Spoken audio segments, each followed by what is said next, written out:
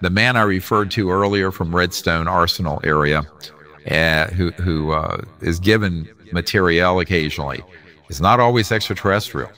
He has been given objects that are tens of thousands of years old or older, that are technological, that have been found in the ocean and elsewhere, that were of human origin and were extremely advanced technologies. So I believe that it's likely that on Earth, prior to the modern era, there have been civilizations far advanced beyond where we are, that for which we have very little record. And when that record is found, I think it's kind of swept under the carpet. You know, it's interesting. There were years ago when they did the Mars images, and they found that there were these obelisks and strange-looking objects on Mars. I went out to the Goddard Space Flight Center here outside D.C. to meet with Mark Carlotto and some other scientists there, and they said, "Yep, it's been pixelated out for the public, but there are structures there." And they were very ancient, but we're talking millions of years old, millions. And I was out in California after I had disclosed this to some people, and a man came up to me from JPL, Jet Propulsion Labs, and I didn't know him. He knew who I was and said, "Dr. Greer, here's the issue.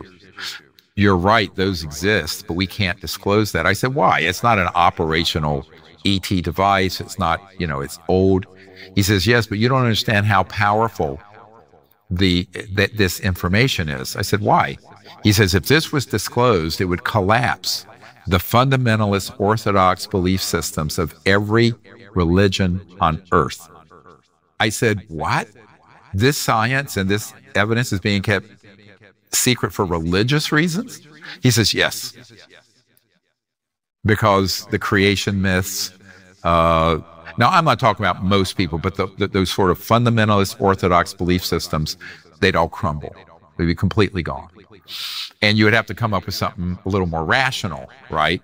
Than the world is 6,000 years old. And we, you know, used to ride dinosaurs, you know, like horses, if you go to the Creation Museum in Kentucky. So this is true, by the way. Those of you in urban areas, you need to kind of wake up a bit about the rest of the world. But that's just how it is. So what I tell people is that some of this evidence has been kept secret, not for scientific reasons, but for social belief and how much that information would disrupt most people's foundations of their paradigm and belief.